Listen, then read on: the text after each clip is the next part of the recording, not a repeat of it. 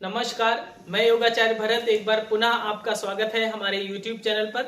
आज हम लोग एक ऐसे विषय के बारे में जानेंगे जो हम सभी के जीवन के लिए बहुत ही गहरा संबंध रखता है, बहुत ही गहराई से जुड़ा हुआ होता है, जिसका नाम है प्रज्ञा अपराध।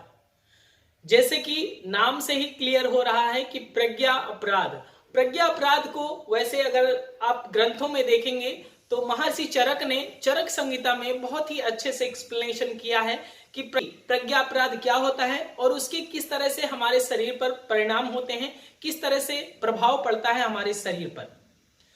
प्रज्ञा और अपराध ये दो शब्दों से मिलकर प्रज्ञा अपराध बनता है। प्रज्ञा को जैसे कि आप जानते हैं, प्रज्ञा अर्थात साधारण शब्दों में अगर जाने तो प्रज्ञा मतलब बुद्धि और अपराध मतलब कोई किसी प्रकार का क्राइम।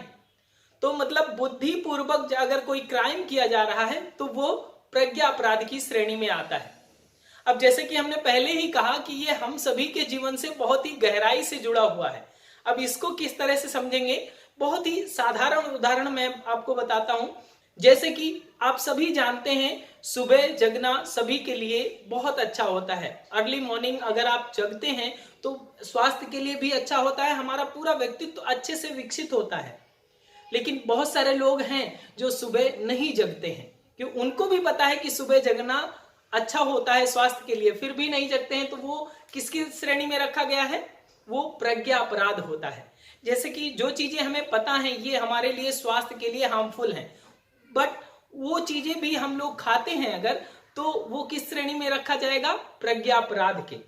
जैसे कि आप सभी को पता है कि जो नशीली चीजें होती हैं, नशे वाली चीजें होती हैं, जैसे मावा जो लोग खाते हैं या फिर गुटखा जो लोग खाते हैं या फिर सिगरेट का स्मोक करते हैं, बहुत सारे लोग ड्रिंक करते हैं, तो ये सारी चीजें आपको पता है कि ये हार्मफुल होती हैं आपके स्वास्थ्य के लिए, लेकिन फिर भी अगर जो लोग सेवन करते हैं तो क्या होता है? वो प्रज्ञा अपराध की श्रेणी में माना है महर्षि चरक ने।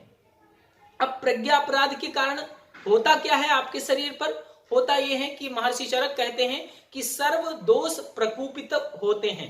पूरे जो दोष हैं आपके, त्रिदोष जो हैं आपके, वात पित्त कफ, ये तीनों प्रकोपित होते हैं, अर्थात वो आपके शरीर में असंतुलन की स्थिति में आ जाते हैं। और जैसा कि आप जानते हैं वात पित्त कफ के असंतुलन से ही क्या होता है? रोग होते हैं। इस तरह से बहुत सारे उदाहरण भरे पड़े हैं अपने जीवन में जो हम प्रज्ञा अपराध की श्रेणी में करते हैं। जैसे कि हम सभी को पता है योग अभ्यास करने से, ध्यान करने से, प्राणायाम करने से हम सभी की जीवनी शक्ति का विकास होगा, लेकिन दैनिक जीवन में उसे अपना नहीं पाते हैं, उस अभ्यास को दैनिक क्रम में नहीं जोड़ पाते हैं, तो कहीं ना कहीं क्या कर रहे हैं?